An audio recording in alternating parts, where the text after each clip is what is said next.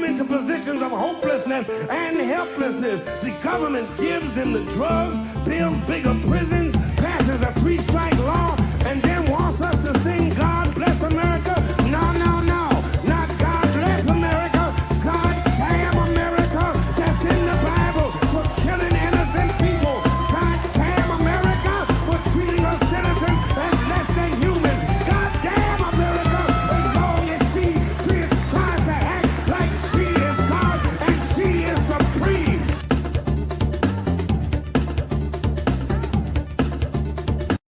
Okay, what's up? Hello, everyone. I'm Jake Flores, and that's Anders Bella Ciao, Jay Lee, everyone. Anders Jay Lee here. He added that in there. That wasn't in there. If It's his favorite song. I He's still always don't know what writing this it on is. things. I've seen that was on one of the bullets, but what is this? It's a song of Actually, Italian origin. Wait, did I do this last episode? It should be, if you are reading this, you're Anders J. Lee.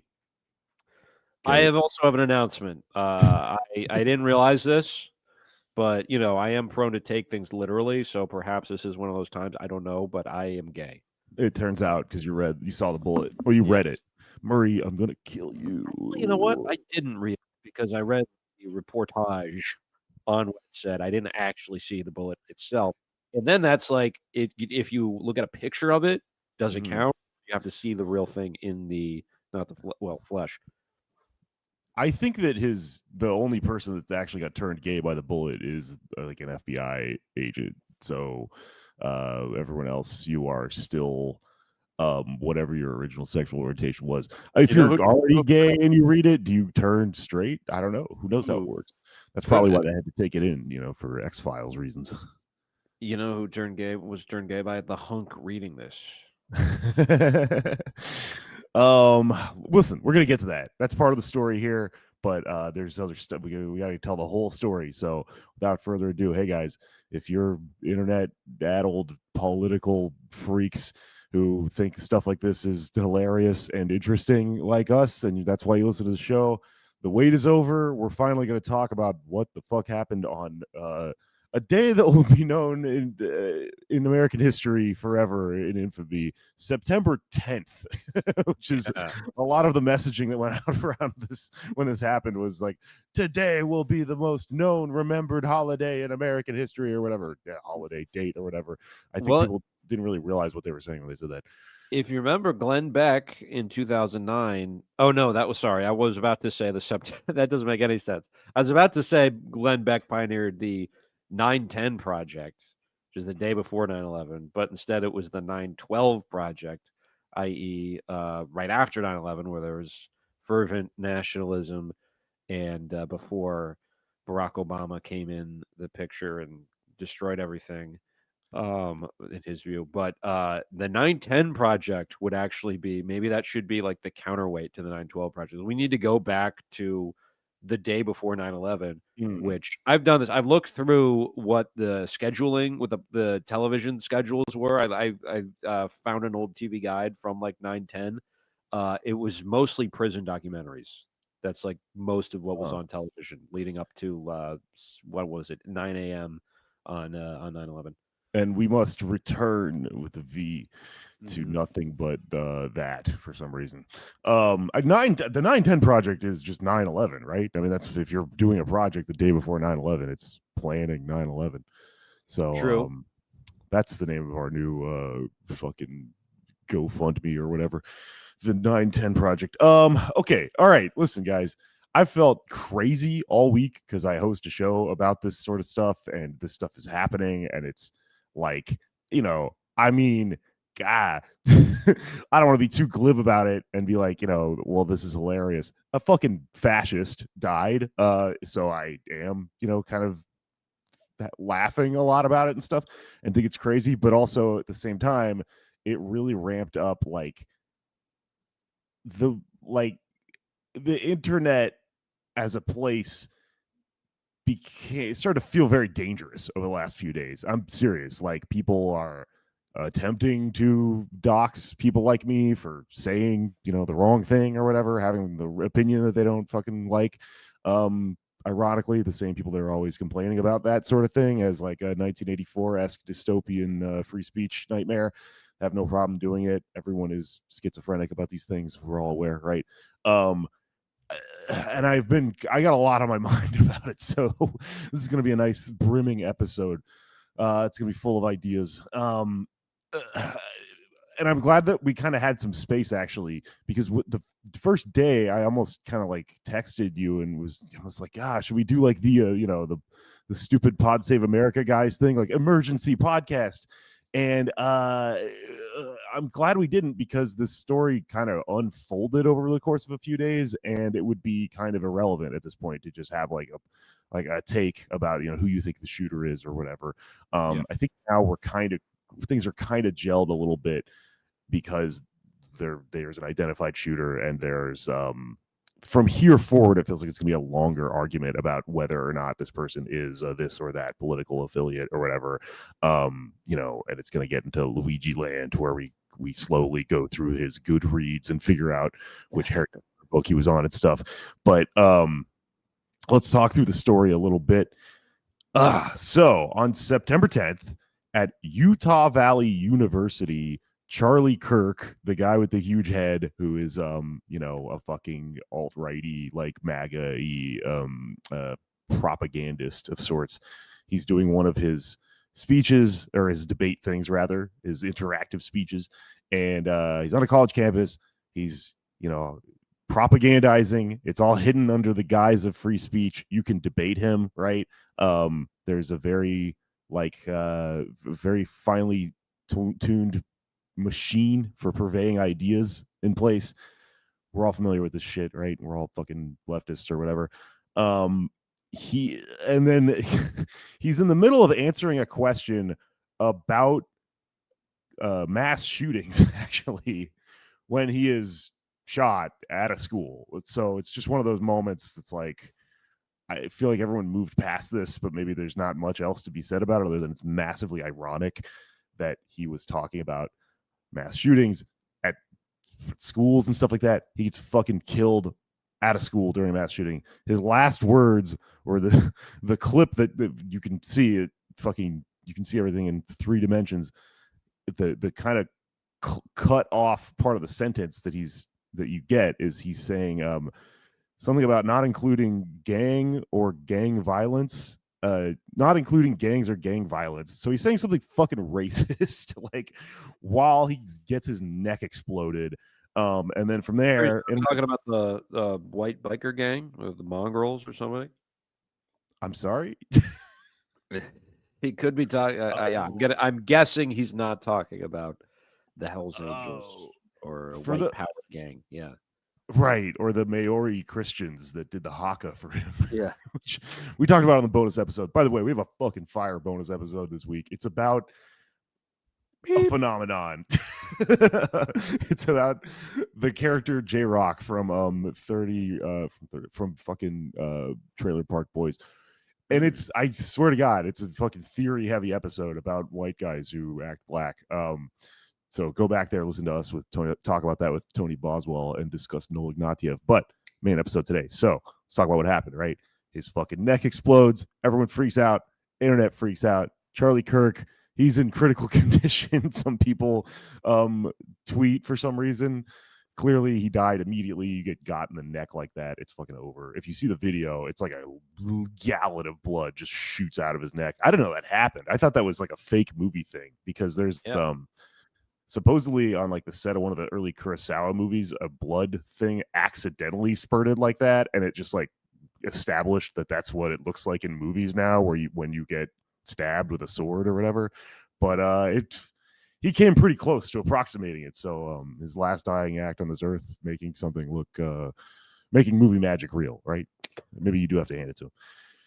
Oh, maybe it was a squib. I'm going to start that theory. It's Charlie Kirk's not actually dead. Yeah, let's go with that. It goes all the way to the top. You got to listen, and you have to buy Kirk Undead coin to be part of the movement. That would be a genius ploy for crypto. That would be like the height of, its dominance, if you do like a fucking Tom Sawyer. Yeah. All right, I'm not Is gonna Huck follow Finn that or brain Tom tangent. Sawyer who did that? I You don't got a remember. what? It doesn't matter. I've been trying to remember. It was Huck Finn or Tom Sawyer who pretended to be, or who people thought they were dead and they weren't. He Anyway, was like at his own funeral. yeah, Yeah, I don't know. falls through the One floor. Yeah, the ceiling. Yeah. real Anyway, Bill Paxton, Bill Pullman situation there. They're the same in my mind. But only one has a Rush song about them. So we did not know this at the time, but now the story as it goes is that one allegedly, by the way, I haven't even thought about this that much. Maybe it's not this guy, right? But it seems like people pretty much agree that this is the person because I think he right.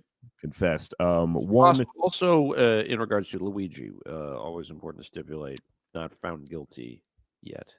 yeah, who knows who killed Brian Thompson? Yeah. So this kid Tyler Robinson, who's 22 years old, was laying on his stomach on the roof of a building with a Mauser 3006 antique rifle.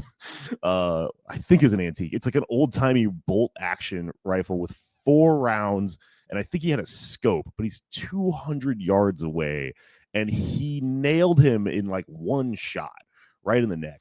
It is a Red Dead Redemption ass rifle. I'm not a fucking big gun nerd. If anyone is and wants to nerd out about that, please feel free to get in the Discord or whatever and illuminate us on how hard that is to do because it doesn't seem easy.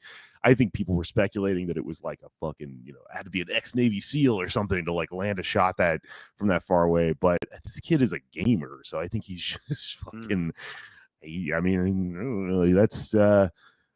They literally do just like kind of make video games and then go to your school and try to get you to join the military. Maybe they are training us. I don't know. Jokes on them. I play all the wrong kinds of video games, so I will never be useful.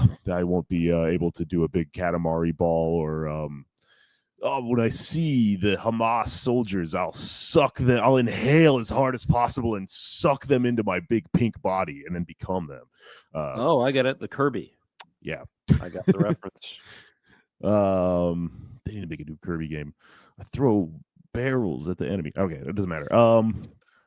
So he apparently landed this shot and then fucking like just just skulked away, kind of climbed down the side of the building. There's footage of it now, and he wraps his rifle in a towel and he drops it somewhere and he runs home to this place where he lives, which is not with his parents.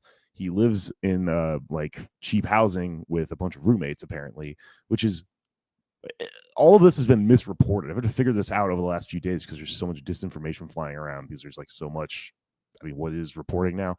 But it seems like he lives with like roommates and stuff, and he gets back, and that's it for him for the day. He's gotten away with it.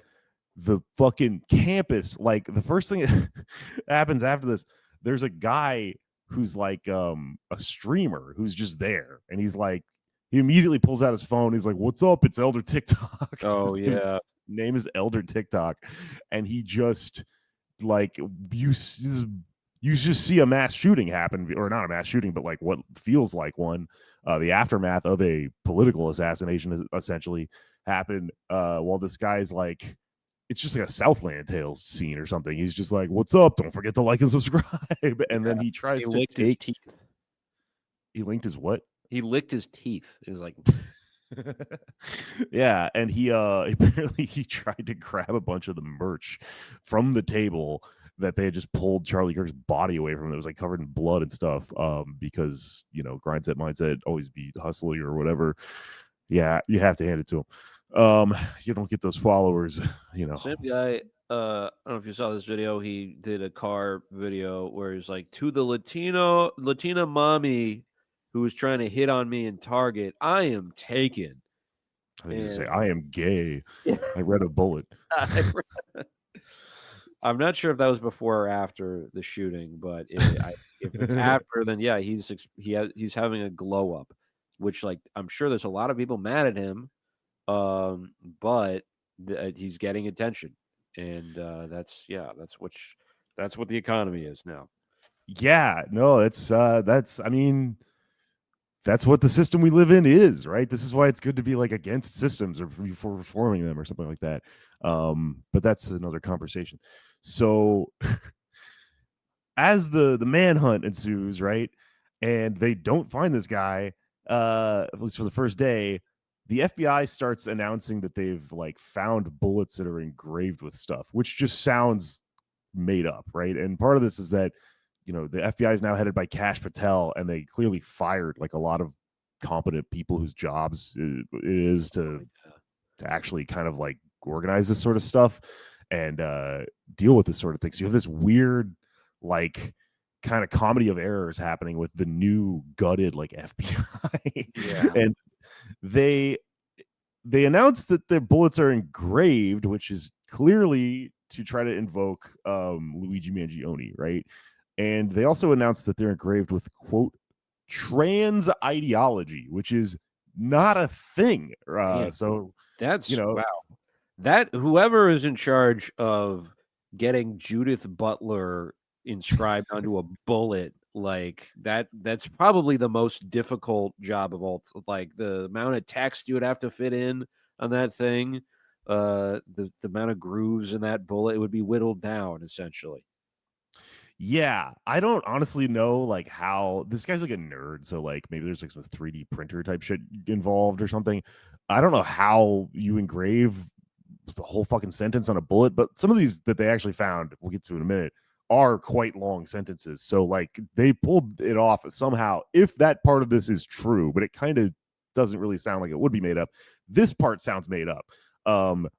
Maybe they had the bullets and then I would guess they found the fucking gun and the bullets, but misidentified these statements as what they are calling trans ideology. Because if you were to invoke, as you say, like Judith Butler, that would be like queer theory. But trans ideology, that's not like they're trying to imply that transgender people are like a movement that is dogmatic and is trying to recruit and stuff, and that there's like a fucking handbook, like a guerrilla handbook for being a transgender person, where you try to like convert other people, and that's not a thing. And then they also say that they're engraved with like Antifa stuff, anti-fascist ideology, which is an ideology. But as we'll see in a minute, I don't know that they really say like no pasaran on the fucking bullets. It says some other shit, which no one is really equipped to decode, who is over the age of like 25, basically, at this point, which is another reason this all becomes really, really confusing. At the end of the day, comedian Chris D'Elia tweets, "Fuck this world." I don't even know if it's related. He is like a rich Nepo baby kid, so it's very likely that he was friends with Charlie Kirk, as a lot of fucking people in the comedy world are. Does They're that useful idiots. It was in reference to the situation in Nepal. He's been following that closely. It's just a really big fan of the former prime minister there. Yeah, well, deal with it, D'Elia. More on that later, or later in life. We'll probably do an episode on something like that soon. So then, right, I went to sleep September 10th. I wake up bright and early. It's my favorite holiday. I rush down the stairs to the 9/11 tree, and I get to see what 9/11 Santa Claus has brought me. I look at my phone, and okay, so what happens on the other day on September 11th is that we get images of the shooter, of Tyler Robinson. He's wearing this shirt that's clearly got an American flag and like a bald eagle on it. It's kind of a blurry picture. You can't really put the whole thing together, but eventually people find the shirt online and stuff. It's going to be like a really great artifact for the rest of history, basically. This weird shirt. It's like a thrift store shirt, right? So then people start going like, well, he looks like a patriot, right? He looks like a conservative guy if he's wearing an American flag shirt, to which other people reply, well, maybe he dressed up like that so he could blend in at a Charlie Kirk rally. That kind of makes sense. We still don't know. Interestingly, though, he's wearing green Converse. Now, this is where I started to think a little about this, because if you are ever involved in anything political, if you're just a protester, right, one of the first things that you learn is that you should probably own a pair of nondescript black shoes, right? So it's a little weird that we got this guy, seems like he's the one who did it, he's wearing Converse, right? Those are really easy to see from far away on cameras. The fucking footprint is really distinct. So this is where I started to get the inkling that like this is not a fucking Antifa super soldier or even like a fucking really well, established like fucking boogaloo or something like that. This is a kid, right? It's a kid that's fucking that he had one of these moments that otherwise probably would have just been like a school shooting or something like that, but because of the specific person he targeted, it's being treated way differently, ironically, with a lot more weight than if he had just killed like 90 other people that were just there, right? So he's this little nerdy kid, right? Then the FBI on September 11th released the actual engravings. Now these are really fucking interesting, right? Because you can see that they tried to make the argument that the engravings are anti-fascist in nature, but they released them to the internet. The internet is full of everyone gets to see stuff, and it's full of fucking nerds. So people very, very quickly figured out that some of this stuff is like arguably anti-fascist in that it's from an anti-fascist story that is a video game, right? So one of them says, "Hey, fascist, catch," which is a funny thing to put on a bullet if you're going to shoot a fascist, but it's followed by up arrow, right arrow, down arrow, down arrow, down arrow. The whole phrase "Hey, fascist, catch" and that thing is from Helldivers. So Helldivers is a video game that came out like last year, and it's basically, I haven't played it, but from what I understand about it, people suggested it to me because it's like a fucking, I guess it's in our wheelhouse or whatever. It's like Starship Troopers. It's a satire about like the military, and it takes I've heard place in about the this. future. Yeah. Yeah, which is really kind of one-to-one with Starship Troopers, it sounds like. Maybe it's one of those things where if you just wait long enough, you can write Groundhog's Day again and no one will notice. But I heard it's quite good, and it's a character within the game, so it, that leaves some space, right? This could be someone who is really into anti-fascism, who played that game for that reason, and then is using a thing from an anti-fascist video game that they like as, I kind of would make sense in that context, but nothing else about this story points to this kid being a big fucking Antifa blue hair dork, right? He seems like a right-wing person, or at least like someone who's just a child who's just kind of from a right-wing place, who probably inadvertently is like instilled a lot of those ideas in him. No one knows yet, and doesn't matter what anyone tells you on the internet. As of right now, no one knows because we don't have any statements from him. We don't have a manifesto. He didn't use Chat GPT to write a manifesto like he was late for his finals or something like that. Nothing. We just got this kid, right? I like to think that, of course, that he was doing the anti-fascist stuff to throw people off the scent, and really he's a groiper. But yeah, we obviously don't know. There was a really good thread though from Matthew Ellis, who's actually a film scholar in Oregon, who writes about the post-political, which, as he said, is an unsatisfying term, but this can be really applicable to Zoomers. Because the as he said, the online signification economy is not structured by coherent goals of building a party form or achieving institutional legitimacy. It's about differentiating oneself within a vast network of competing sources of attention. Avoiding cringe is just as important as ideology, he says, and he makes the point that we're, as millennials, right, we had the end of history, and there's kind of this detachment from history as like a coherent past, but it did at least poorly reference a past that was in living memory for a lot of people we grew up with. But by now, the past that is referenced is always already the pastiched version. So there's like nothing is really solid here. It's just a bunch of kind of floating signifiers. So you have woke, you have post woke. This is all about situating oneself, Ellis says, against more seemingly powerful signifying practices. So there's a case to be made. And again, like you said, we don't know, but there's a case to be made that this guy is trying to carve out his own niche, right? He is like, he's a Robinsonian, right? Well, that doesn't mean he likes Nathan Robinson. Although maybe he does, but he's cross pressured with all these different sort of ephemera he gets online that reference politics. And right, he has his own personal trajectory involving Charlie Kirk, it seems, and it culminated in this. But yeah, it's in all likelihood, I don't think is going to be able to. We're able going to be able to boil it down to left wing or right wing, and this is very similar to Luigi. Yeah, that's very well put. It's very ontological, honestly, very postmodern. He like really that's actually that's a very kind of good thing to keep in mind, because so much what's happening, if you look at fucking Twitter right now, especially Twitter, I know the other apps are on it, but Twitter is like where this stuff fucking lives, is everyone trying to like assign politics to a 22-year-old in a way that a 22-year-old kind of can't, especially one living in these times as you describe, right, in this end of history post fucking modern malaise.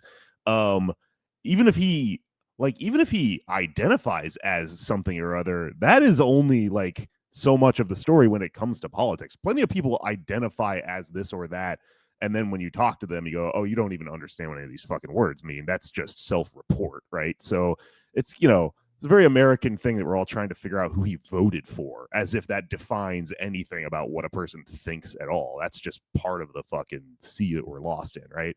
And it turns out, we'll find out later, he didn't vote for anyone. But he's only 22, so we only have one chance. Anyways, hey fascist catch. That's from a fucking video game, right? Then the next one, it says, oh Bella, it says, oh Bella Ciao, Bella Ciao, Bella Ciao, Ciao, Ciao. Now this is another thing that seems like it fucking kind of an Antifa dork, right? Like he's a 30-something-year-old guy lived in Brooklyn 10 years ago, would be into that sort of shit, right?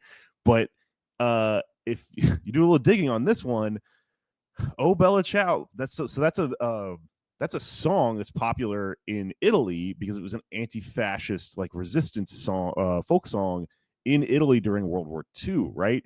But it's also downloadable content in the video game Far Cry 6, right? Mm-hmm. And it's in there. I haven't played Far Cry 6, but I'm sure it's supposed to mean something in there. But again, 22-year-old kid, I don't know, man. Could be either one, right? Because he did a political assassination, so maybe he's a fucking political nerd.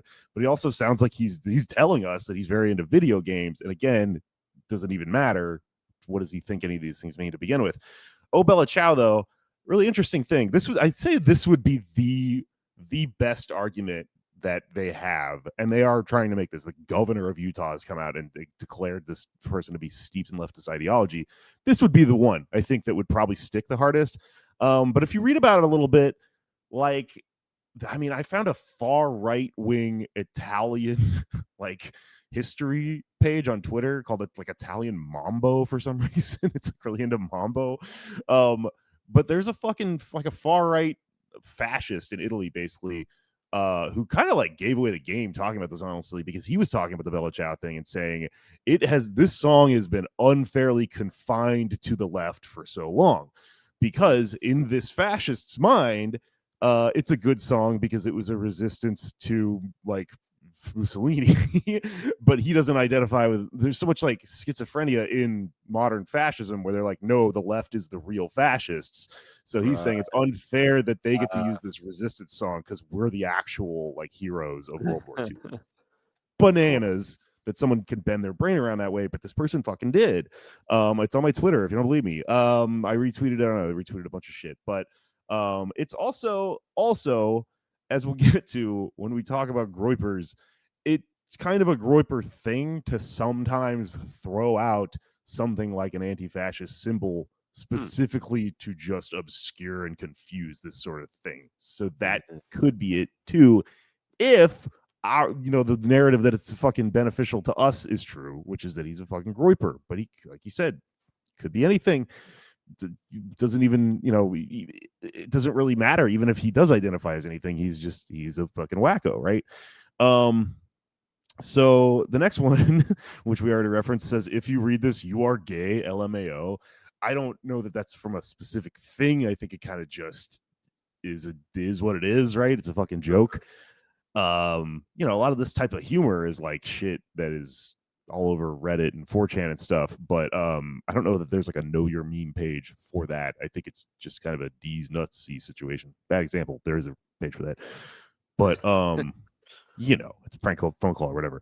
The last one said, notices bulge, OWO, which is capital OWO, which is a fucking emoji. It's like a type of emoji. Notices bulge, OWO, what's this? So, this is like a meme from like the furry community online, and like those like UwU is another one you see, capital UW, capital U.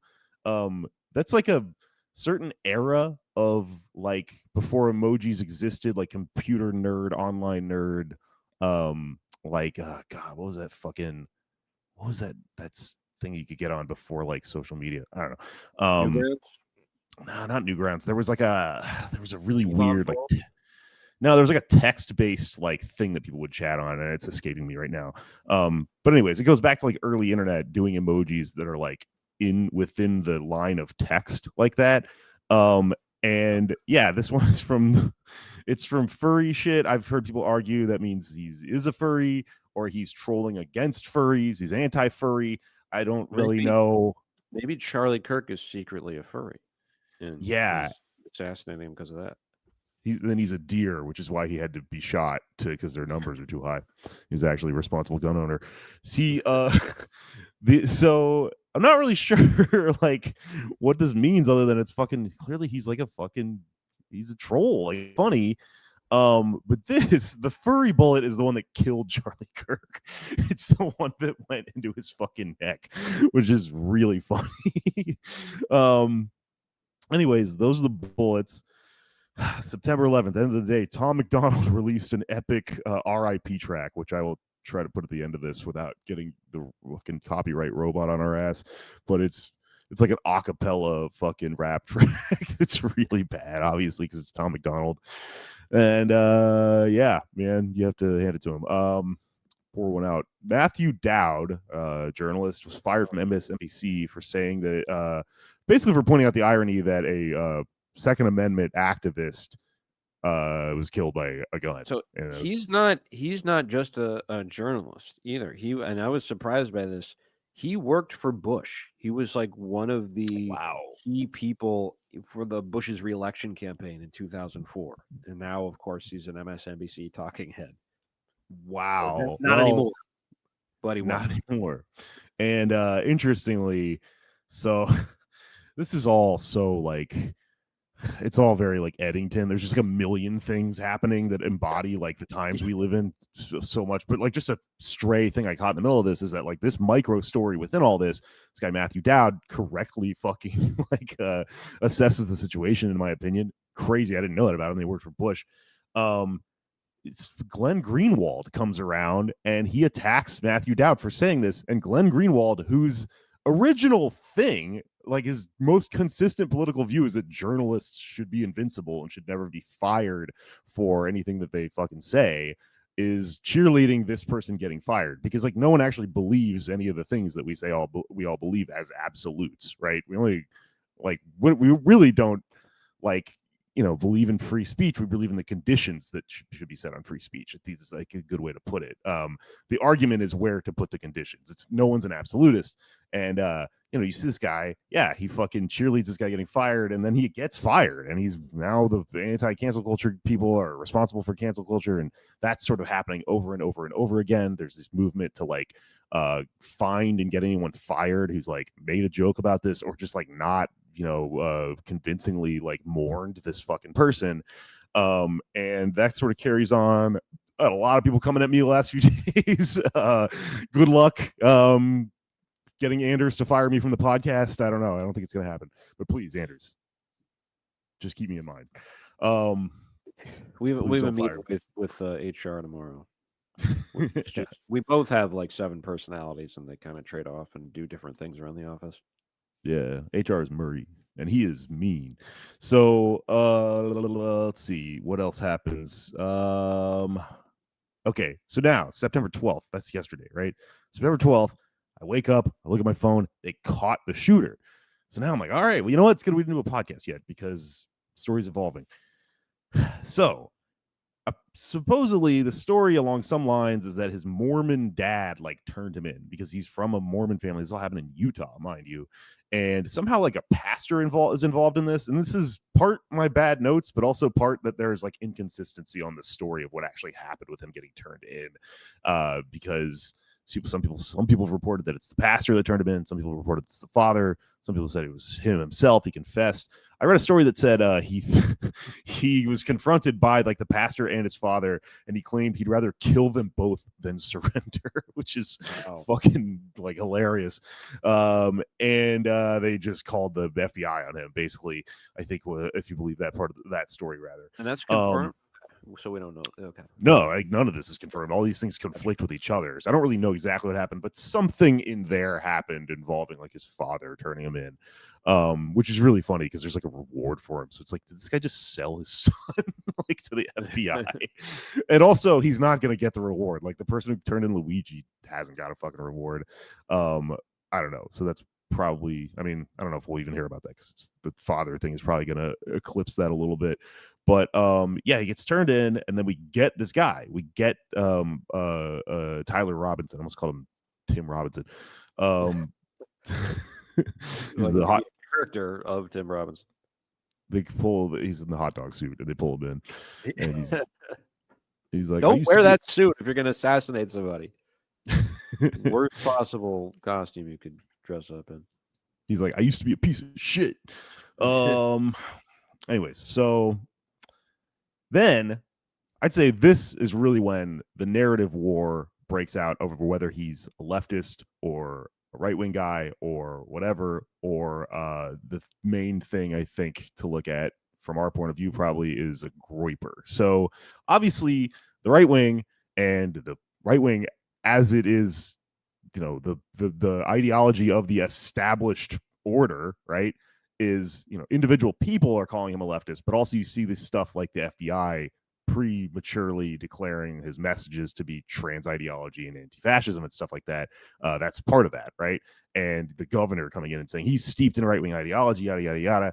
There's this marked attempt to just to declare it, right, once and for all, and move from there, obviously for the political advantage of the far right, that he's a leftist. And from you know, it's impossible to know at this point, but from there emerges this other argument that he seems like he's probably, if the signs here point to anything, he seems like he's this thing called a groiper. But again, impossible to say. And as you know, we talked about, like, even if he is, I don't know, this doesn't mean what people think it means. But let's talk about the question of the day yesterday, which is, what is a groiper, right? So let's all get in the Wayback Machine and go back to fucking 2017-18 and have a big discussion about the alt-right, which is a thing that variously you kind of don't hear about in the way that you used to anymore, because it's not a new thing. It's not really considered, I don't know, a lot of people have abandoned the idea that it is dangerous or that it is a thing. I fucking hate the alt-right. I always have. Like, it's, to me, it's a part of the machinery. It's part of the process. I think it's kind of, I don't really think it's prudent when leftists say like, that's not a thing anymore, right? Because it's part of it. Nothing just goes away. Nothing is, you know, you might change the way you think about it, but it's still, anyway, that's neither here nor there. That's just me rambling. But groipers, if you don't know, so the broad strokes of it are that in 2019, Nick Fuentes, who is a fucking fascist, right? He's one of these guys, these like public intellectual far right weird guys that just make content and media and stuff like that. He declared something called the Groiper War, which is basically a defection from I don't know, from like the alt-right in general. His thing basically is that he thinks that the sort of center alt-right conservative movement, like MAGA stuff in general, and within that, Turning Point USA, Charlie Kirk's organization, is too moderate. And so he's decided to start this interfactional thing where he differentiates his followers with like a mutation of the Pepe frog, right? So Pepe Frog, we all know, the hilarious little green man with the spilled his lunch tray and stuff. He's MAGA. Groypers are like a bigger, grosser toad version of him.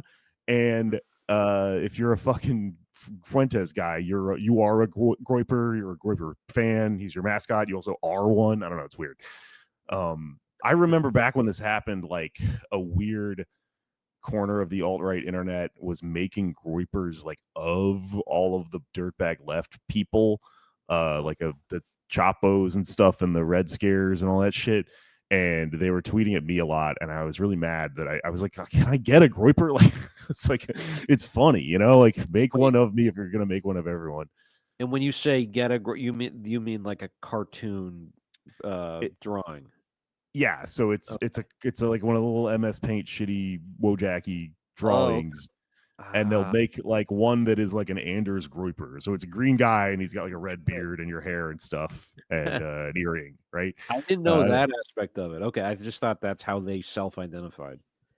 Interesting. I don't know that every Groyper has a Groyper, but I think if you're gonna go as far as to be in a fucking far right fascistic, like, you know, weird online movement, you should get a Groyper, in my opinion, right? And if they don't give you one, get the fuck out of there. Come on, what are you doing? They don't even like you enough to give you a Groyper. So the Groypers, their thing is that they are further to the right than what they consider moderates. So Charlie Kirk and Nick Fuentes have had like this beef forever. I think maybe it's like a one-way thing. I don't know. But Nick Fuentes fucking hates Charlie Kirk. So if you look at that, and then you look at some of what Nick Fuentes has been tweeting recently, which is stuff about how like he's making personal statements. I will disown anyone that uses violence in the name of Groypers and stuff like that. Kind of looks like he might be worried that the guy was one of his fucking followers, right? Yeah. Who would know more about this than Nick fucking Fuentes, right? Right. So go ahead. Real quick, I remember a few months ago seeing a video, came across my timeline, and it was entitled something like Charlie Kirk debates Talmud. And I was like, well, that's weird. What the hell's this?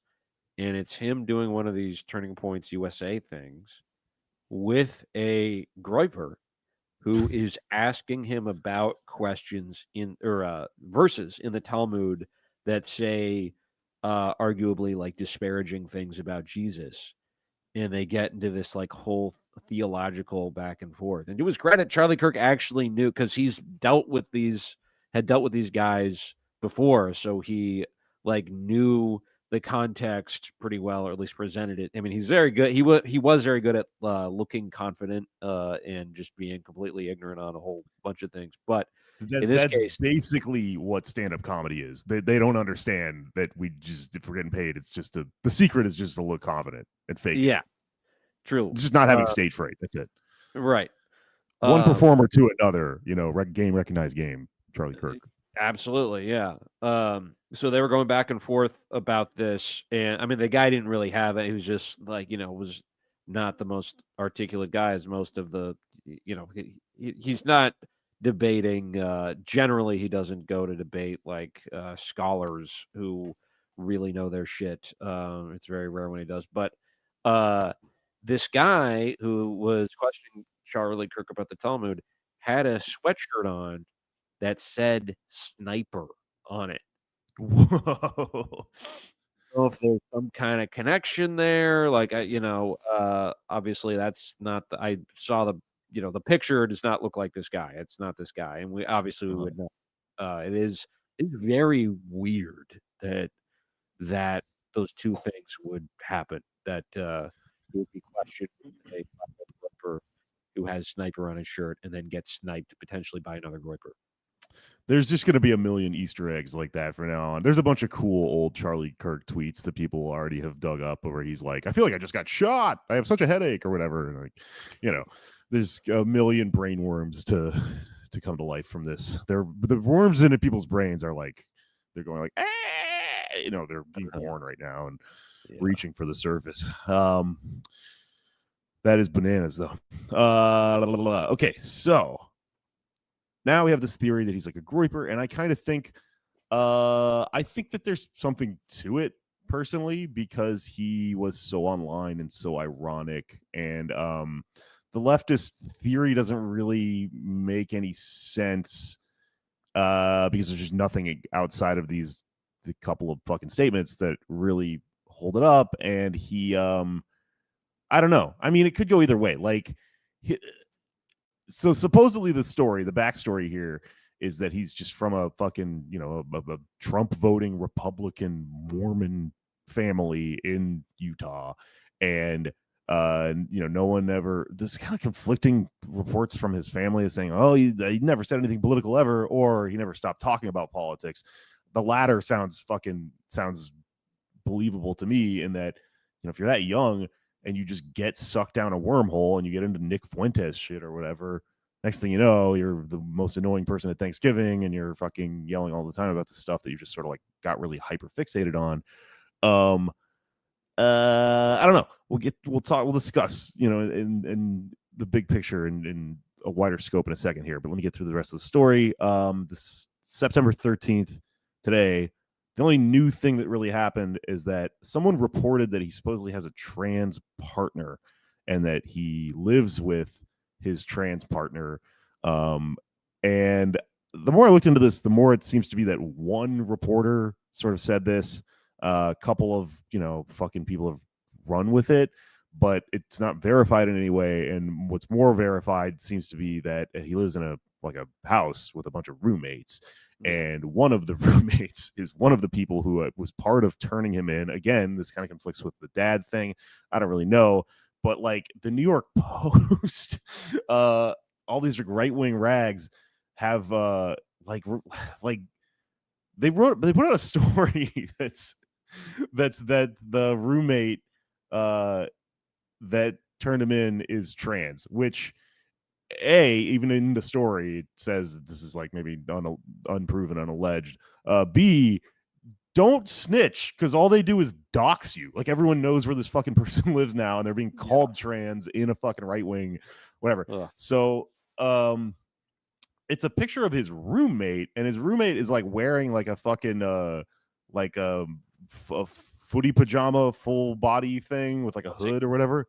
I have one of Gengar from Pokemon. Like, they're just a good internet nerd thing or whatever. And I don't know. The person might be trans or might not, but it appears that the people making the statement just said that. So I think that they just don't know what a Zoomer is. Like, they're like, blue hair or something. It must be trans. Yeah. And it's very far from this is this person's partner. And that itself is very far from this proves this person is a leftist. Right. Yeah. Because believe me, I got a lot of trans friends. I hear about DMs they get. They like that does not. There's to argue that there's no such thing as a right-wing guy that is into trans women and goes as far as to at least fucking date them, right? Right. That doesn't prove anything. There's kind of an interesting like distinction there too, because I don't know. I mean, if this person is like an extremely online nerd who is into trans women, that's very common. Like, people online, I don't know, there's interesting reasons that higher rates of things like that are really visible. Doesn't even mean that they're higher in existence, they're just higher visibly among like internet nerds and stuff like that. That could be an alt-right person. It kind of like, here's what I'm getting at. There's a lot of the guys like that, especially like the ones that are like cops or whatever, that are like DMing and they're cheating on their wives and stuff like that, they're referred to as chasers because they're not like open about that sort of thing. And this story, kind of like what's going on there in the story they're trying to craft, is got some interesting implications, because this person maybe lives with their partner and is a chaser in that they're like secretly, dating this person, or they're just a person who's just dating a trans person, which is kind of a different thing. Again, this doesn't really matter because it's like, no, this is kind of made up at this point. It's just alleged. All you know is this person maybe has a roommate who's like maybe non-binary or something. But the idea that this is like one of those things where like the only way that this is a point for the right wing calling this a leftist person is based on a pretense that they made up that isn't real, which is that there's such a thing as trans ideology. Like they're trying to paint a picture of this person as like, see, they date trans people, and that then legitimizes the statement we already made that they're like shooting Charlie Kirk to try to fight in some war about making everyone trans. None of that's fucking true. It's just a lot of hate made out of nothing. Yeah, and the idea that like I can't really imagine any trans person dating someone and being like, can you assassinate Charlie Kirk for me? That would really make my life so much better. Like he didn't even want to do it. Yeah. He's just whipped or whatever. Yeah. The things that people will do, I don't know. So yeah, I don't know. I kind of woke up today and I was like, oh, this is gonna be like this huge reveal, and it's like nothing. I don't think it proves anything. It doesn't even appear to be true. My guess is by the end of the day, this is like not really part of the story anymore because it doesn't appear to be verifiable in any way. I think that all that's become clear is just that like he had roommates and stuff and maybe like a partner, but it doesn't really that doesn't mean anything. It doesn't mean anything politically. It might be fucking part of this. It might be an interesting part of the story if it turns out to be true that this person has a partner that is trans. But from there, that only means, okay, is this a certain type of right-wing person? Is this a certain type of left-wing person? Because as we've discussed, there's factional differences within the alt-right itself and within the right wing at large. So there's gay alt-right people, and then there's people that are really homophobic, and there's gay alt-right people that are really homophobic and stuff like that. Doesn't mean anything. There's politicians. There's plenty of fucking Republican politicians that are gay, like we know about all the time. Yeah. Just kind of a nothing. So that's where we're at today. I want to talk a little bit about Charlie Kirk and TPUSA just to establish what all this is, in case anyone is unfamiliar, because that is also part of the story. If you're trying to figure out what any of this means, TPUSA, Turning Point USA, was started by him as basically a right-wing answer to MoveOn.org. So he saw fundraising and PACs and stuff like that as like somehow, the common conservative viewpoint is that they're the little guy, right? And that they're the liberal hegemony has this huge fucking thing. And I think he started. I think he dropped out of college. Like he doesn't have a college degree. Something I read today, which I never thought about because he seems like someone who would. That seems to be a huge implication in his fucking whole thing is that he's like educated, but apparently he started this and felt really kind of ironic about it early on because TPUSA focuses so heavily on college campuses and specifically on like trying to influence student government elections and stuff like that to try to manipulate campus culture. They thought it was funny because he never went to college, which is insane, and I can't believe it hasn't come up. But fucking, I'm like, I read that, and I'm pretty sure it's true, but I'll eat my hat if I'm getting this wrong. I might have been wrong. I read a lot of this in an expose. It was written by Jane Meyer, author of Dark Money, in the New Yorker in 2017, way back when this shit was new. She wrote a really good piece about just the origins of this stuff. It has some interesting stories in it. There's obviously, this horrible conservative fucking alt-right culture to the whole thing. There's like this woman named, what the fuck is her name? Crystal, I lost it. But there's like a prominent worker, Crystal Clinton was her name, who is fired early on, who like she helped a lot of the fucking operations of TPUSA early on.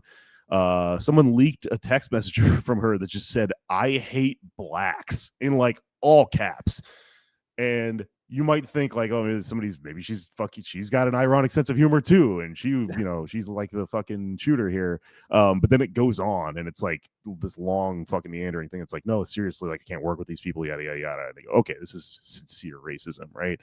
But basically, Jane Meyer, obviously her focus, her area of her beat is like dark money and stuff. And in her book, I remember reading about this.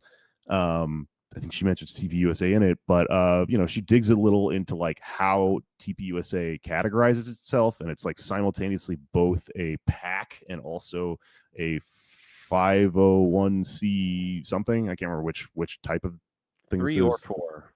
I think it's 4. Okay.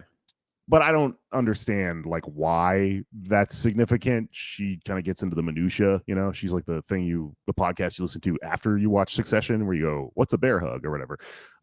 She sort of explains that sort of stuff. And basically though, the long and short of it is that you are not allowed to know who TPUSA gets its money from. It's dark money. And I think this is probably, in my opinion, the most important part of the story, is that at one point she does get an answer out of Charlie Kirk where he says he admits that the money is probably coming from someone, quote, in the fossil fuel sector, right? There you go. That says the whole fucking thing, right? There are no states anymore. You will atone.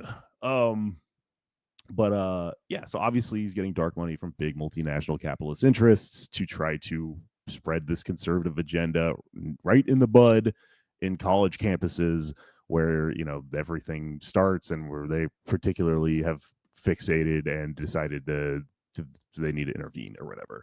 That's why you have this debate bro coming out and doing these stupid fucking events. I think the fucking table he was at, he had like Steven Crowder is the one with the table that says change my mind, but like the same thing was basically written on the tent that Charlie Kirk was shot in, because they're all the same guy basically. But I think it's important because like Prove me wrong. To talk. That's what it was. Yeah. Right. And we've all done the joke at this point. I think it's important though to look at the dark money aspect of this, because what these people are presenting to people who they are hoping will be naive enough to buy it is that they simply exist in the marketplace of ideas, this supposed democratic, meritocratic system in which the best ideas rise to the top. And the marketplace of ideas, if you understand it to be a thing, even the way they describe it, is not democratic. Case in point, he won't tell you who he gets his money from, and if you poke him long enough, he'll tell you, okay, it comes from fucking oil companies, right? So oil companies investing massive amounts of money into like buying up all the slots and speaking events and stuff in college campuses all over the fucking country to try to manipulate ideas.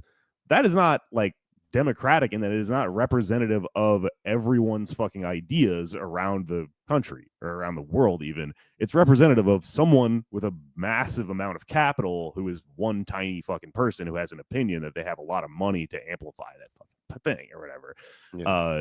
And I think people, it takes a lot of time and fucking money to like even figure that out. So it's a good grift, because people believe his thing when he comes and tells you like, hey, listen, I'm just a salt of the earth man, these are just simple ideas. The defense from these people who are undergirding the worst things imaginable is more often than not like this passive, like, I'm not doing anything thing. And it works because they are just upholding the status quo.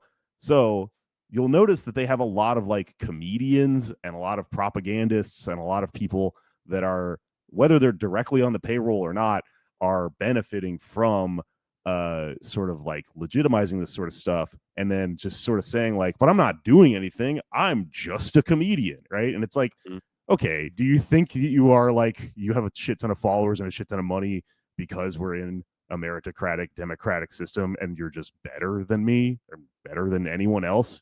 Oh, it's because you're a useful idiot to these fucking people or whatever. And I don't know. So the narrative sort of philosophical war happening online, the videodrome of sorts, right, is that it's about that, and that's a big massive defense line these people have, is just like, what, this is normal, this is what normal is. But like, normal is a subjective thing, it moves, right? He's being declared a moderate by a lot of people in order to make anyone calling him a fascist look like a nut job. And moderate, that is on some level true, but it's only true because everything has shifted so far to the right, and that we're like fucking, Trump is having a second term right now. Every fucking the ICE is everywhere. The federal like what do you call it, like military and National Guard and stuff is occupying multiple cities. Moderate right now is fucking 3 clicks to the right of fascism. So it doesn't matter that he's technically a moderate. Anyways, there's a couple things to get to.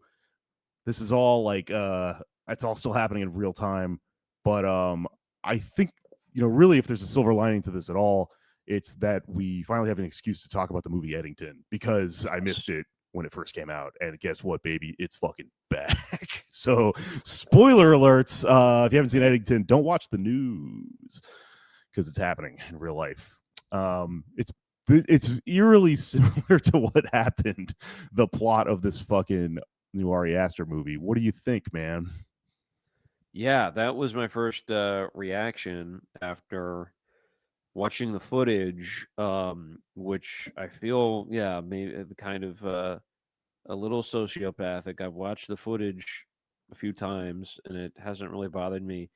But what I found really upsetting was watching the video of Erica Kirk. Have you seen this? Touching his hand. That's Yeah. Charlie And his Kirk. hands are so yellow. He looks like a Yeah. Simpsons character. Why do Yeah. they draw him like that? I That's a good question for his creator. But that made me so uncomfortable and feel bad, but it was very Eddington coded, like this whole thing. Yeah, what we've been saying about social media and the post political, it's the rush to judgment about the shooter being from the left. That's something that's been stated as a fact by people like Ben Shapiro, who apparently now is taking over Turning Point USA, which makes me wonder if there's something behind the scenes going on. Like this is like Ben, a ben Hamlet Shapiro shot situation. him. Yeah. I don't really think that, but all these people angling for their piece of the attention economy pie, and with views that, and yeah, the rush to judgment about the left is very much an Eddington coded thing because, spoiler alert, there's in the world of the movie, you kind of, I mean, this was my interpretation, but you kind of enter the sheriff, played by Joaquin Phoenix, his delusions, which he thinks that, I mean, people, if you're listening, you probably have seen it. Maybe there's some people who don't care if we spoil it, but it takes Spoiler place alert, during it's happening right 2020. now. Yes, spoiler alert, 2020 May. There is the pandemic is going on. The sheriff doesn't want a mask. The mayor, who is played to perfection by Pedro Pascal, who's a Democrat, gets into like a tiff with him about not masking, and then the sheriff decides to run for mayor and eventually assassinates the mayor, and then he is attacked and you don't know who it is at first, and then it turns out he's being attacked by Antifa, Yeah. who's being flown in on a jet, and is as uh, stealthy and nefarious and powerful as they're portrayed in right wing media. So it's like giving life to the delusion that people have about Antifa, but you're seeing it through this guy's point of view. And the beauty of it is like you don't quite know when the worm turns and like when did we start inhabiting his delusions? Were we doing that all along? Um, Maybe it's not. Maybe Ari Aster is like, fuck it. In this world, this is actually what happens, and this is a universe where Antifa is that powerful. We don't really know, but they make their own reality, right? It doesn't really matter what's true or not, and that's what happened. That's what's happened the past couple of days. It's just this insistence that no, this was a left-wing person, and that's why they did this because of transgender ideology. Ben Shapiro saying that it was reported in the Guardian, who have since retracted it. But a lot of things reminded me of Eddington, but especially that just like really thick line.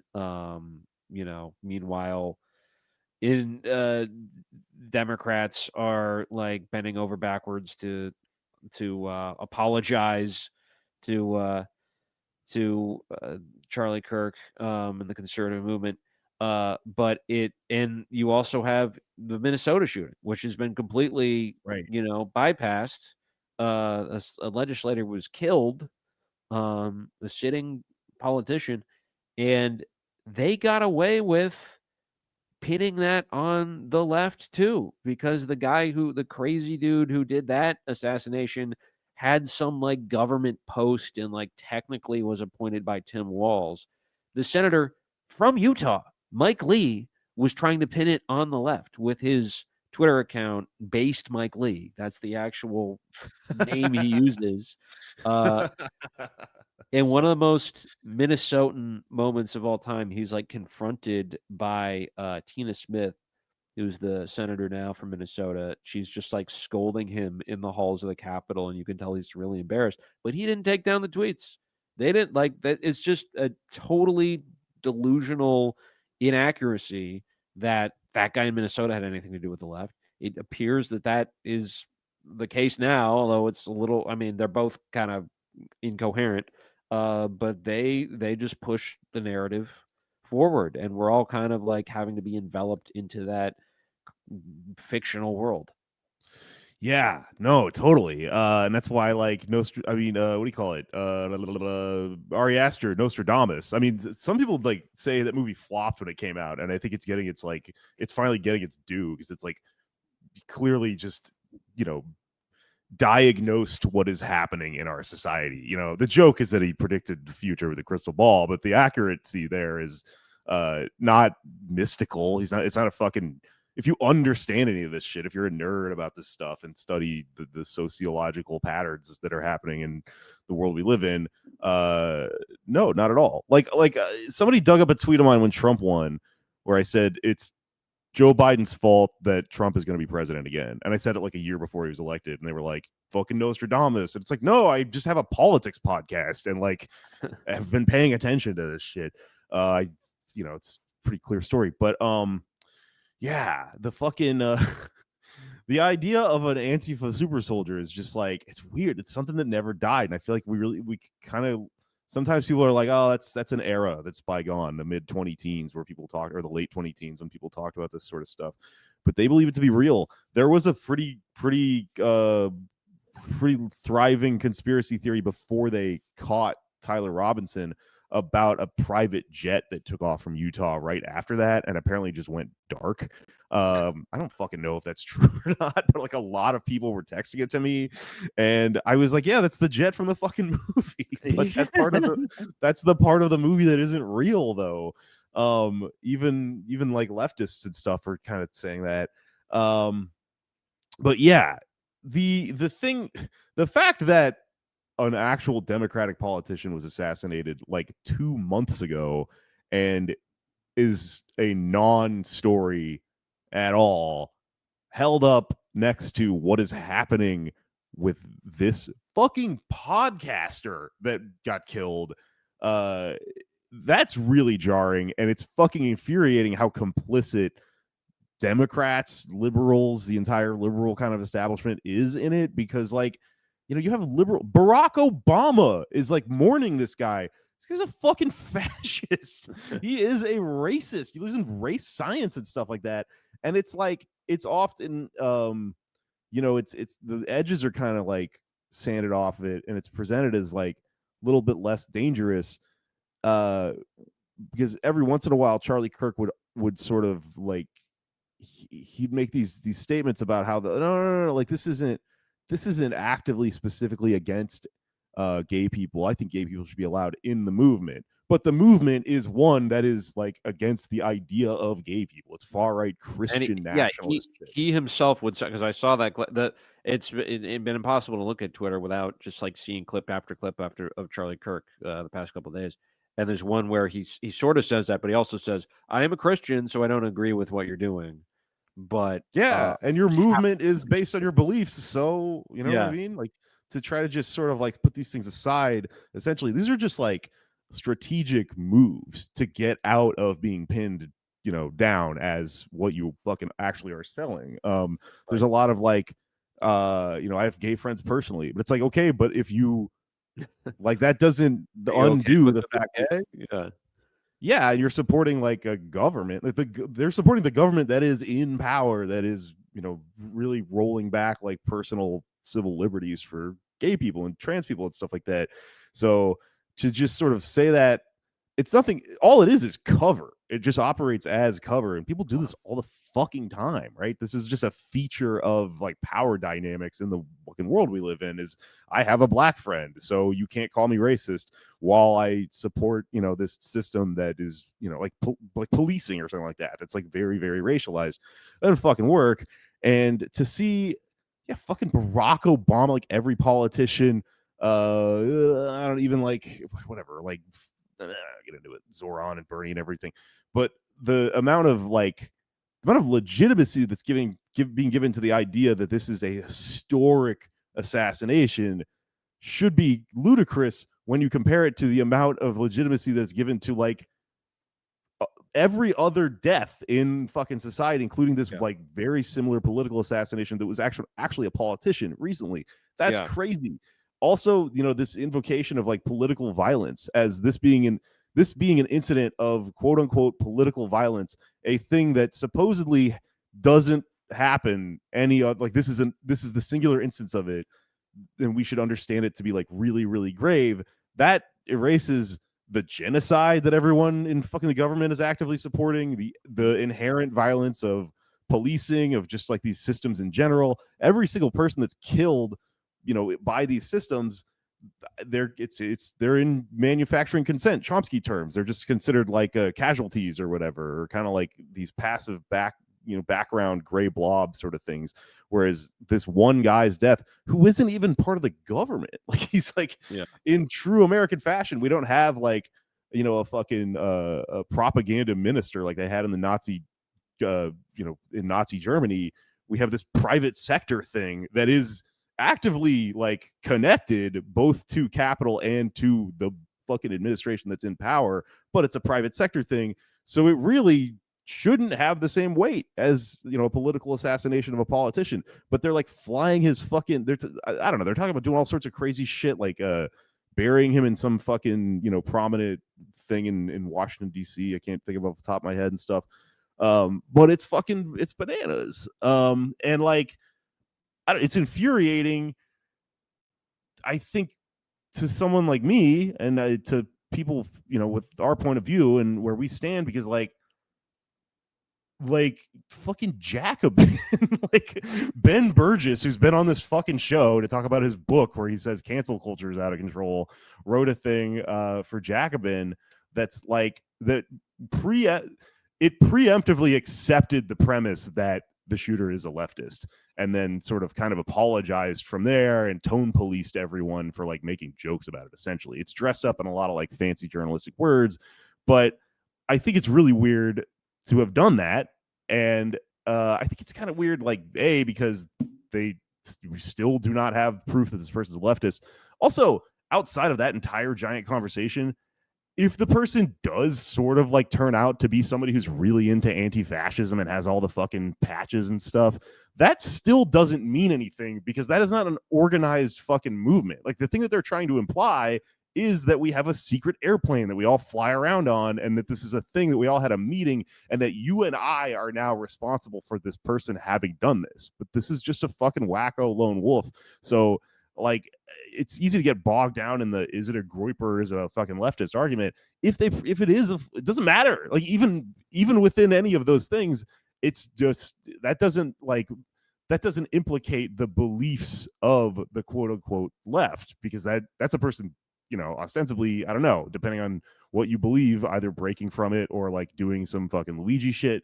But what they are trying to, you have to like constantly keep pulling back and go, they are implying that we are a secret cabal of powerful people that rule the world, and that's not fucking true, man. They fucking run everything. So like, I don't know, this Jacobin article, I think it's kind of annoying that they put this out. It's kind of dumb in my opinion. And what's crazy about it is that in the midst of all this, as they sort of established the reality that we need to tone police people who are maybe being too judgmental about Charlie Kirk and honor him, and even if you disagreed with him, he shouldn't die or whatever. In the middle of all this, The Nation, a normal ass publication, put out a very like well argued, responsible fucking piece about why you shouldn't do that or whatever. I'm trying to find it. But it's let me see if I can find it. Well, can I add to the one article I found really revealing is the op-ed by Ezra Klein, which is entitled "Charlie Kirk was practicing politics the right way." Right. And he doesn't mean conservative; he means correct. And his reasoning is, and he does like talk about all these instances of political violence, and that's why what Charlie Kirk was doing was so important. He says he was showing up on these college campuses and trying to convince people, which is kind of the key thing here. And that's what Ezra Klein tries to do, and it's not, and that is liberalism essentially with a lowercase L, because, or a capital L, I guess, because it's that's not going to save us, right? That's not actually going to move things forward. It's not just convincing people through argumentation. It's going to people often not on college campuses and trying to get them to understand how politics isn't just rhetoric. It applies to their lives and why they should organize in real life, right? And not just have these sort of highfalutin conversations. Yeah. Okay. I found the Nation one. It's good. It says it's title Charlie Kirk's legacy deserves no mourning. The white Christian nationalist provocateur wasn't a promoter of civil discourse. He preached hate, bigotry, and division. And you read this and you're like, right. Oh my God. Was I insane momentarily where I felt like that was a taboo thing to fucking say? No, this is someone like shaking you out of that for a moment and going like, look, they're trying to establish that there's boundaries to this, and like you should not let yourself be tricked into thinking it's fringe to call this person a fucking fascist. They write in the article, who's this? What's her name? Elizabeth Byers, right? That's who it was. Yeah. There is no requirement to take part in this whitewashing campaign, and refusing to join in doesn't make anyone a bad person. It's a choice to write an obituary that begins, Joseph Goebbels was a gifted marketer and loving father to 6 children. That's essentially what you're being asked to do here, Many of the facile defenses of Kirk and his legacy are predicated on the idea that it's acceptable to spread hateful ideas and advocating for the persecution of perceived enemies as long as you dress them up in a posture of debate. This is just class privilege. The man who said, quote, black women do not have brain processing power to be taken seriously. You have to go steal a white person's slot, end quote, said it while wearing a nice shirt and a nice tie on a podcast instead of tattered overalls in the parking lot of a rural Walmart. That does not make it any less racist. So yeah, they're just legitimizing everything. It goes on. It's true that we cannot know what is in Charlie Kirk's heart because we're not telepathic, but we can make reasonable inferences based on things he said and did publicly, because we are also not colossally stupid. He built a large following and acquired real political power, saying these things to young people, to the president and his minions, and to deep pocket right-wing donors. And there are far too many people who have been ready to suggest that he was able to do this through a combination of natural charisma and good old-fashioned hard work. Yeah, he's fucking funded by, his father was a donor. He came from like a family of donors, and he started TPUSA with like, seed money from some evil fucking person his dad knew. Yeah, I don't know. So I just think read the fucking Nation one. I don't know. I those are my shots fired. I don't want to get anyone else. Can I add too? There's a illuminating post from Claudia Morales, friend of the show. Yeah. Who she extended some grace and said she finds no joy in brutality and is not ashamed of having compassion or humanity. about this, but does point out this is the very same compassion and humanity that Charlie Kirk did not have when he personally mocked her. And for context, Claudia was the ex of, or was the partner of Ryan Carson, who was passed away a couple years ago. It was a really horrific incident, and Charlie Kirk at the time tweeted, "The friends of murdered Brooklyn activist Ryan Carson say that he would feel sorry for his killer and would have blamed quote unquote lack of resources for his own death. Imagine being so brainwashed that even after the murder of your friend, you feel obligated to express sympathy for the murderer." So That's literally clearly, like in the Bible. You're yeah, supposed to feel that way. And these people are fucking, their whole thing is Jesus and Christianity. right. Yeah. He's interestingly, he went to community college, Charlie Kirk, and dropped out. Oh, Which that's what it was. yeah, which yeah, that surprised me too. I just assumed he uh escalated through the like young Republicans at Well, he's on University of college Illinois. But campuses so fucking much, and he's yeah, fucking rich, so you would think, but he's like a dumb fuck, like a fucking what do you call it? A fail son, right? Like his yes. parents were just like, start this thing or whatever. Here's some fucking money since you can't make it through OChem or whatever. Yeah. Ryan Carson, also previous guest of the show. Shouts out to Claudia and everyone in Brooklyn. Yeah, I don't know. Okay, so this is as far as my brainworms have kind of got with this. I just a lot of ideas to kind of pick apart here. I think it is kind of fascinating. The way the ideas about this sort of thing kind of permeate and reproduce themselves through this fucking horrible thing that we all talk to each other on. So there's kind of be endless philosophizing there if I don't stop myself. But yeah, I don't know. There's there's a theory that this is about Israel that I don't really have the fucking the information to even dig into what's going on there, that he was supposedly assassinated by Mossad or whatever. Yeah, apparently, and I have not seen this exchange, but apparently he was kind of playing devil's advocate to Ben Shapiro recently. They had a joint appearance on a podcast, and Charlie Kirk was kind of just like giving the side now of like most of humanity at this point, just being like, well, this is what people are saying. And then that was interpreted as like he's moving. He is shifting on Israel, and they had to take him out. I'm extremely skeptical of that narrative. But because he's such a far right figure and is a Zionist, except for this one thing, I guess people have decided to make a conspiracy theory out of. Like Benjamin Netanyahu was tweeting about him and stuff. The entire Israeli government and the Likud party and shit. So like it would be funny if they killed him and then did that as like a cover up or whatever. But like clearly he was of advantage to fucking Israel and Zionism. And I've had fucking people tweeting shit at me that like, how can you call him a Nazi? He loved Israel. But like, if you're listening to this show, you already understand like how that doesn't work. I don't feel like I need to explain that. But sometimes I wonder who the fuck listens to this, and I think stuff like that should be reiterated because it is something that people out there fucking believe. You're talking to people that believe that are the guy from Eddington. They live in other realities. So maybe we should talk about that next time we talk about Israel. I don't know. But yeah, I don't know. This is the report as of 9/13/2025. I don't know. We'll see more unfold from here. I'm sure we'll talk about it.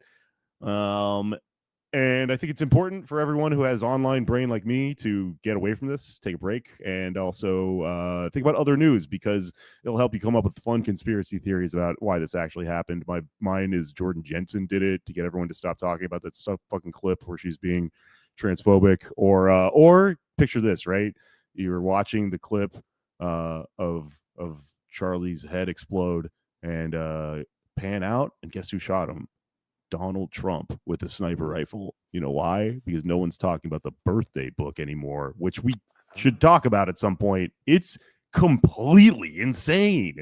It's the most incriminating thing ever. The fucking Jeffrey Epstein birthday book, which is that even a thing? Should we do birthday books for each other, Anders? Like, is that you're a pedophile if you do it? I have a theory too that because this has been totally buried on the day on 9/10, there's clips from Kamala's new book, which is taking like really going hard against Biden for just being such an asshole and an idiot. And that there was like a back and forth starting. The Biden people were like leaking about Kamala's couldn't vice president her way out of a paper bag. And then this happens. So it seems like someone in the Biden crime family may have decided to create a little distraction. Whoever did it, thank you for your service. I do not condemn or condone. I don't know what the fuck I'm saying. It's listen, it's like you're not responsible for it if you think it's funny, right? You're allowed to. I thought comedy was legal again, Elon, right? It's funny. It's funny that it happened. That's my official stance. He's a fascist. It's funny when fascists die, and it's good for the world. That's it for today. Hey guys, if you like the show, or if you are a patriot who's gone undercover to incriminate us, we say so many incriminating things on our Patreon feed, which you can get access to for just $5 or $10 if you want to like watch the video feed and look at details about the secret symbols that I'm expressing to other anti-fascist super soldiers in my t-shirt patterns, right? Get on back there. It's going to make you a huge hit on the 8chan Reddit sub thing that you guys talk to each other on. And if you're a regular person who enjoys the show, sign up for that Patreon and help us out, because it's how we bring the show to you without having to stop to sell you a better help robot AI thing that makes you not want to kill yourself. Yeah, that's it for me. Got any plugs? Nice. I'm at Feral Jokes and everything. Okay, it's finished.